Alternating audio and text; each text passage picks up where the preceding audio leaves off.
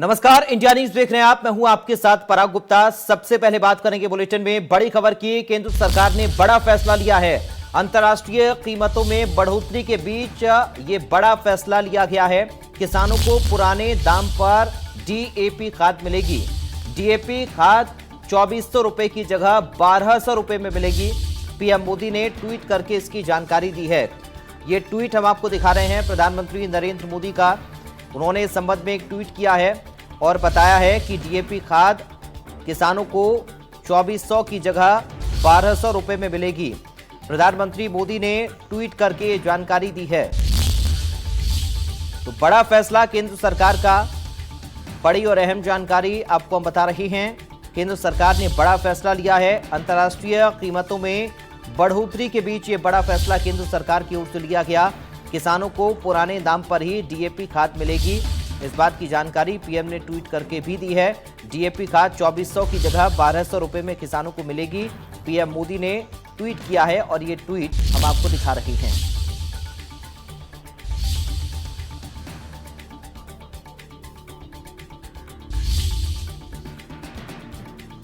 तो ये ट्वीट हम आपको दिखा रहे हैं पीएम मोदी का, जिन्होंने जानकारी दी है इस संबंध में। डीएपी खाद किसानों को पुराने दाम पर ही मिलेगी। 2400 की जगह 1200 रुपए में किसान डीएपी खाद खरीद सकते हैं। लखनऊ से बड़ी खबर की बात करेंगे। निजी अस्पतालों की मनमानी लगातार जारी है। प्रभारी डीएम रोशन जैकब ने एक और कार्रवाई की है। मेयो अस्पताल के खिलाफ यह कार्रवाई की गई है। परिजनों की शिकायत के बाद जांच के आदेश भी दिए गए हैं। तो बड़ी और अहम जानकारी लखनऊ से आपको बता रहे हैं। लगातार प्रशासन एक्शन में है। लखनऊ में निजी अस्पतालों की मनमानी को लेकर एक्शन लगातार प्रशासन का जारी है और अब प्रभारी डीएम ने एक और कार्रवाई की है। परिजनों की शिकायत के बाद जांच के आदेश भी इस अस्पताल के लिए दिए गए हैं। मेयो अस्पताल पर इस बार एक्शन हुआ है। तो निजी अस्पतालों की मनमानी लगातार चल रही है। इस बार प्रभारी डीएम रोशन जैकब ने इस कार्रवाई को मेयो अस्पताल पर किया। परिजनों की शिकायत पर यह कार्रवाई की गई है। बड़ी और अहम जानकारी लखनऊ से आपको हम दे रहे हैं। प्रभारी डीएम रोशन जैकब ने एक और कार्रवाई की है निजी अस्पताल पर। मेयो अस्पताल के खिलाफ कार्रवाई के निर्देश जारी किए गए हैं। प्रभारी डीएम रोशन जैकब ने एक और कार्रवाई की है। निजी अस्पताल मेयो अस्पताल पर मनमानी का आरोप है। लगातार निजी अस्पताल लोगों से मनमानी फीस वसूल रहे हैं और इसको लेकर शिकायतें कई बार सामने आ चुकी हैं।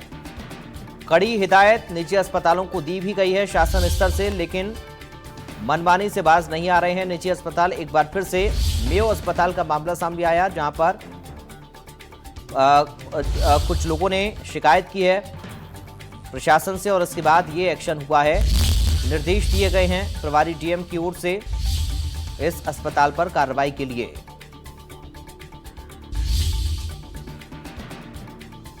हमारे साथ संवाददाता अभिषेक जुड़ गए हैं अधिक जानकारी के साथ। अभिषेक, क्या अपडेट है इस खबर को लेकर? पराग, साफ संकेत अब लखनऊ में मिल रहे हैं कि जो उगाही करने वाले जितने भी अस्पताल हैं, आखिरकार उनमें शिकायत पाई जा रही है। तो लगातार बड़े एक्शन में देखे जा रहे हैं लखनऊ के डीएम। साथ ही साथ उनके जो सहयोगी जिला प्रभारी रोशन जैकब, उन्होंने भी आज फिर 3 अस्पतालों को नोटिस दिया। इसके चलते अभी शाम को फिर एक मेयो हॉस्पिटल, जो कि चर्चित नाम है, पिछली बार भी उसने कोविड में काम किया और विवादों में रहा, इस बार फिर विवादों में है। और लेकिन इनके पास एक लिखित कंप्लेन आई है, जिसको लेके आखिरकार डीएम अभिषेक प्रकाश ने कल उनको शाम को 5 बजे तक का समय दिया अपनी सफाई के लिए। और साफ तौर पर ये संकेत है कि इन अस्पतालों पे अब शिकंजा कसना शुरू हो गया है। मुख्यमंत्री के जो मंशा है, जो निर्देश है कि आखिरकार लापरवाही वाले अस्पतालों पे, धन उगाही वाले अस्पतालों पे बड़ी कार्रवाई की जाए, वो अब कहीं जमीनी स्तर पे जरूर नजर आए। क्योंकि लखनऊ का ये 7वां अस्पताल ऐसा है जो कि धन उगाही में पाया गया है। नोटिस जारी की गई है। ये बड़ी बातें जो सामने निकल के आ रही हैं और उसमें कहीं न कहीं इस प्रकार के अस्पतालों पे कार्रवाई होगी तो लखनऊ की जनता को कुछ राहत होगी। क्योंकि यहाँ पे 20-20, 25-25 लाख रुपए की उगाही की जा रही है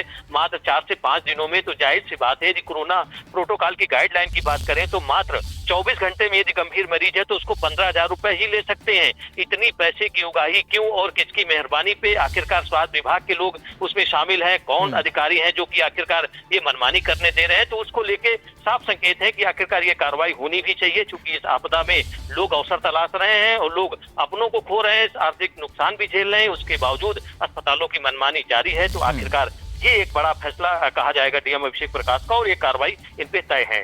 बिल्कुल अभिषेक, क्योंकि सवाल यही है कि आखिर इतनी हिम्मत कहां से अस्पतालों के पास है कि लगातार हिदायत के बाद भी इस तरीके से वो लूट खसूट लगातार उन लोगों ने मचा रखी है। बहुत शुक्रिया आपका तमाम जानकारी और बातचीत के लिए। तो आपदा में अवसर तलाशने की बात प्रधानमंत्री ने कही थी, लेकिन गलत तरीके से नहीं। निजी अस्पताल वही कर रहे हैं। आपदा के समय जब लोगों की मदद करनी चाहिए, सभी लोग एक दूसरे के सहयोग से लोगों को मदद पहुंचा रहे हैं, तो वहीं निजी अस्पताल भी पूरा फायदा उठा रहे हैं और मनमानी फीस भी लगातार वसूली जा रही है और इस पर एक्शन भी अब पूरा है। बढ़ते आगे, अध्यापकों के वेतन भुगतान के संबंध में जारी निर्देश। प्रदेश सरकार ने अध्यापकों से शपथ पत्र मांगा है। दस्तावेजों के सत्यापन न होने से वेतन रुक गया था अध्यापकों का। सत्यापन में अपात्र साबित होने पर शिक्षक पर कार्रवाई भी होगी, ये भी कहा गया है। तो अध्यापकों के वेतन भुगतान के संबंध में निर्देश जारी कर दिए गए हैं। प्रदेश सरकार ने शिक्षकों से शपथ पत्र मांगा है। दस्तावेजों के सत्यापन न होने के चलते वेतन रुक गया था और अध्यापकों के भुगतान के संबंध में अब निर्देश जारी कर दिए गए हैं, लेकिन सत्यापन में अपात्र साबित होने पर कार्रवाई भी होगी, ये भी कहा गया है।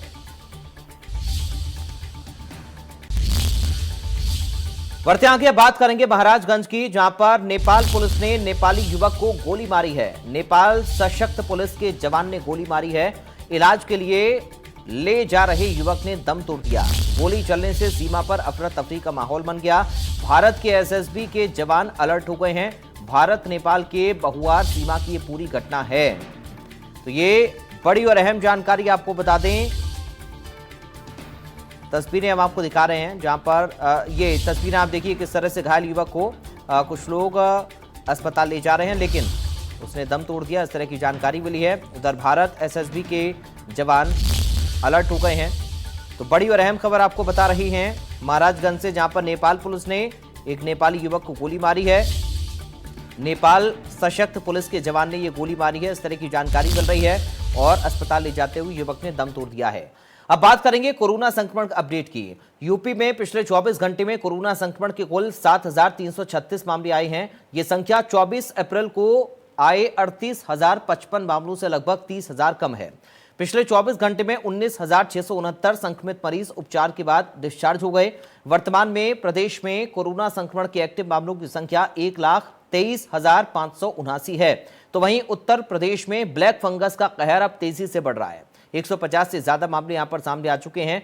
सबसे ज्यादा लखनऊ और मेरठ में ब्लैक फंगस के मामले हैं। लखनऊ में अब तक 55 और मेरठ में 52 मरीजों में ब्लैक फंगस की पुष्टि हो चुकी है। वाराणसी में 30 से ज्यादा मरीज सामने आ चुके हैं। लखनऊ में केजीएमयू में 18 घंटे में 4 मरीजों की सांसें थम गई हैं।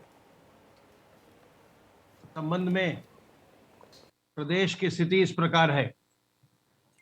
विगत 24 घंटों में संक्रमण के 7,336 नए मामले सामने आए हैं। इसी अवधि में उपचारित होकर डिस्चार्ज होने वालों की संख्या 19,669 है। तो आज यह लगातार 19वां दिन है जब हम देख रहे हैं कि प्रदेश में सक्रिय केसेस की संख्या लगातार घट रही है। 30 अप्रैल को हमारे सक्रिय केसेस की संख्या 3,10,783 थी और उससे आज ये घट करके एक्टिव केसेस की संख्या 1,23,579 रह गई है। अर्थात 19 दिनों में 1,87,000 से ज्यादा केस की संख्या में कमी आई है।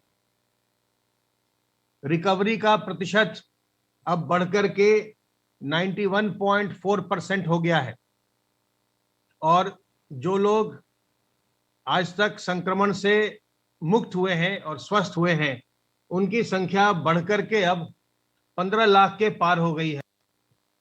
अधिक से अधिक टेस्ट जो हैं वो ग्रामीण क्षेत्रों में भी जो कराए जा रहे हैं, उसके साथ साथ जो रणनीति का एक बड़ा हिस्सा है जो कि प्रदेश में जितने हमारे उपलब्ध संसाधन हैं, अस्पतालों में बेडों की संख्या बढ़ रही है, ऑक्सीजन की सप्लाई बढ़ रही है, आंशिक कोरोना कर्फ्यू की को सख्ती से लागू किया जा रहा है।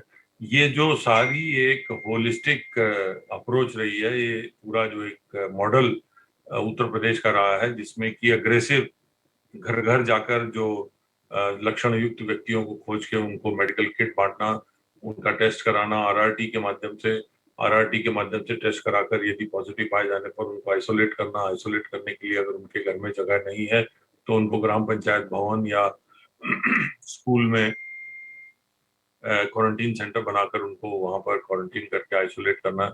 उसके पश्चात जो है उनकी मॉनिटरिंग करना, सीएम हेल्पलाइन से जो होम टू होम जो हाउस होम आइसोलेशन में लोग हैं उनसे निरंतर वार्ता करना।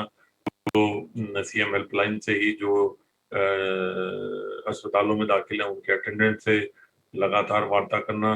प्रदेश में अवस्थापना इंफ्रास्ट्रक्चर बढ़ाना, जिनमें प्रत्येक दिन जो है ऑक्सीजन युक्त बेड की संख्या में बढ़ोतरी हो रही है, और इसके साथ साथ जो है वो ओवरऑल ऑक्सीजन सप्लाई बढ़ाना। फिर अब कोरोना जो है आंशिक कर्फ्यू लगाना। तो इन सब का परिणाम ये है कि देश के जो अन्य प्रदेश हैं, जहाँ की उत्तर प्रदेश से आधी या 1/10 जनसंख्या भी है, उन सब के मुकाबले उत्तर प्रदेश जो है वो एक मॉडल एक सामने आया है। बलिया में नेशनल हाईवे 31 के पास मालदेपुर मोड़ पर युवा चेतना ने 4 मई को जनता की रसोई शुरू की। स्वामी अभिषेक ब्रह्मचारी और युवा चेतना के राष्ट्रीय संयोजक रोहित कुमार सिंह लगातार लोगों के बीच भोजन वितरित कर रहे हैं। लगातार 16वें दिन युवा चेतना जरूरतमंद लोगों तक भोजन पहुंचा रही है। बलिया के अलावा गाजीपुर, आजमगढ़, मऊ, वाराणसी, देवरिया तक युवा चेतना फूड पैकेट बांट रही है। स्वामी अभिषेक ब्रह्मचारी ने कहा कि हर संकट में युवा चेतना जनता के लिए तत्पर है। हमारा लक्ष्य है कि कोई भूखा ना रहे। युवा चेतना के राष्ट्रीय संयोजक रोहित कुमार सिंह ने कहा कि विपदा के समय जनप्रतिनिधि गायब हैं, पर वोट के समय निकल आएंगे। रोहित सिंह ने कहा कि हम चुनावी पक्षी नहीं हैं, जब तक संकट का समय है तब तक सेवा में खड़े रहेंगे। युवा चेतना ने 4 मई को बलिया के मालदेपुर मोड़ पर NH 31 के किनारे जनता की रसोई का स्थापना किया है। आज 16वें दिन हम लोग जनता की सेवा में खड़े, गरीबों तक भोजन पहुंचाने के लक्ष्य को लेकर हम तत्पर हैं। कोई गरीब, कोई वंचित, कोई ज़रूरतमंद भूखा ना रहे, ये संकल्प हम लोगों का है और उस संकल्प को सिद्धि दिलाने के लिए हम प्रयासरत हैं।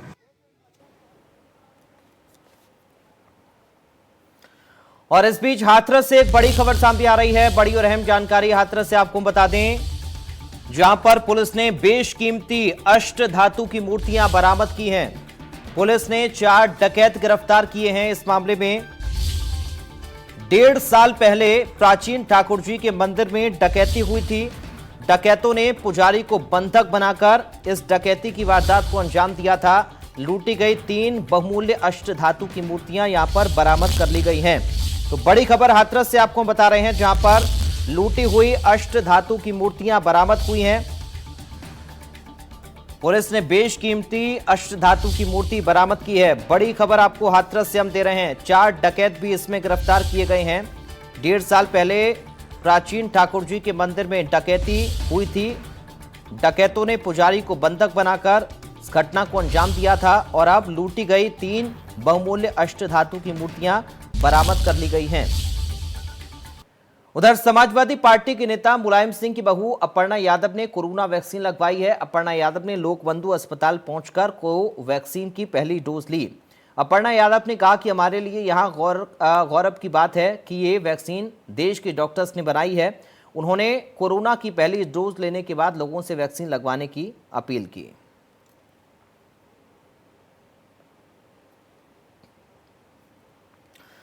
प्रदेश के कानून मंत्री ब्रजेश पाठक ने कहा है कि कोरोना से संक्रमित न्यायिक अधिकारियों के इलाज की जिम्मेदारी सरकार की है। उन्होंने उत्तर प्रदेश न्यायिक सेवा संघ के पदाधिकारियों के साथ एक वर्चुअल मीटिंग में कोरोना से प्राण गंवाने वाले हाईकोर्ट के लखनऊ खंडपीठ के माननीय न्यायमूर्ति स्वर्गीय वीरेंद्र कुमार श्रीवास्तव समेत प्रदेश के विभिन्न जिलों में कार्यरत 11 न्यायिक अधिकारियों को श्रद्धांजलि दी। उन्होंने कहा कि इस आपदा के समय हम सबको पूरी ताकत के साथ लड़ना है। उन्होंने सुझाव दिया कि न्यायिक सेवा संघ का एक व्हाट्सएप ग्रुप बनाया जाए जिससे लोगों को सहायता पहुंचाई जा सके। साथ ही कोरोना संक्रमित न्यायिक अधिकारियों को पर्याप्त चिकित्सा सुविधा उपलब्ध कराई जा रही है। इस मौके पर संघ द्वारा एक मांग पत्र भी दिया गया।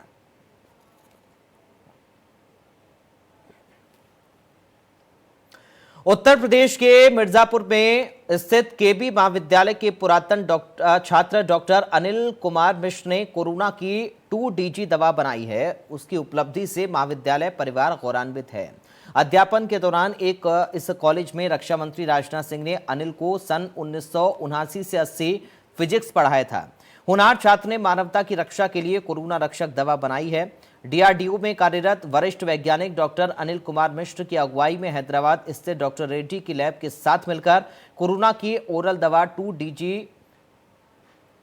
ग्लूकोज बनाई गई, जिसे 2DG के नाम से जाना जाता है। कोरोना संकट के इस दौर में दवा को विकसित करने में महाविद्यालय के पुरातन छात्र DRDO के वरिष्ठ वैज्ञानिक डॉक्टर अनिल कुमार मिश्र की अहम भूमिका से महाविद्यालय के पूर्व प्राचार्य डॉक्टर YP गुप्ता ने गौरव का क्षण बताया और अपने छात्र की सफलता पर बधाई दी। और मैं उनको धन्यवाद देता हूं और उनका मैं भी और पूरा देश अनुग्रहित है इस काम को करने पर उनके, और मेरी उनको ये आशीर्वाद है कि और ऊंचे स्तर पर बढ़े वो। केबी कॉलेज में कब पढ़े थे, किसने पढ़ाया था? देखिए फिजिक्स तो 79-80 की बात जानकारी में आई है मेरे कि वो 79-80 में उन्होंने BSc किया। तो 79 में अधिकतर राजनाथ सिंह ने क्लास लेते थे, 80 में पार्ट 2 में मैं अधिकतर क्लास लेता था। तो यहाँ से छात्र रहने के बाद वो फिर कहाँ गए किस तरह से, उसके बाद मुलाकात तो हुई नहीं उनसे, मगर सामने बात आई है तो हम लोग बहुत गौरवान्वित फील कर रहे हैं कि हमारा एक स्टूडेंट इस प्रकार से आगे बढ़ कर के पूरे देश के लिए समर्पित होकर एक बहुत बड़ा काम किया है इस महामारी। लखनऊ में रेमडेसिविर इंजेक्शन की कालाबाजारी करने वाले बैंक के असिस्टेंट मैनेजर को पुलिस ने गिरफ्तार किया है। असिस्टेंट मैनेजर लॉकडाउन के दौरान ज्यादा कमाई के लिए रेमडेसिविर इंजेक्शन बेच रहा था। मौके से आरोपी युवक के पास से 12 रेमडेसिविर इंजेक्शन बरामद किए गए। उधर मडियाव पुलिस ने इंजीनियरिंग कॉलेज चौराहे के पास से बैंक असिस्टेंट मैनेजर को गिरफ्तार किया है।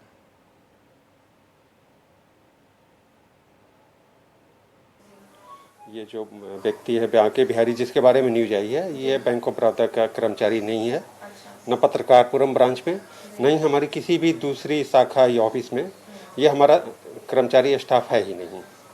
कंसर्न थाने को भी पत्र भेजा है कि ये कर्मचारी जो व्यक्ति पकड़ा गया है उसका हमसे कोई लेना देना नहीं, हमारे ऑर्गेनाइजेशन हमारे बैंक ऑफ बड़ौदा से कोई लेना देना नहीं, हमारा कर्मचारी नहीं है। ये इस आशय का पत्र हमने।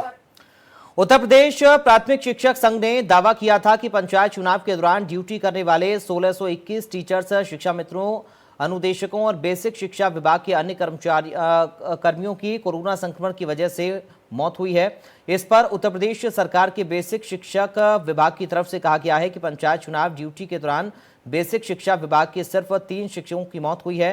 शिक्षक विभाग के कर्मचारियों की मौत का ये पूरा मामला है।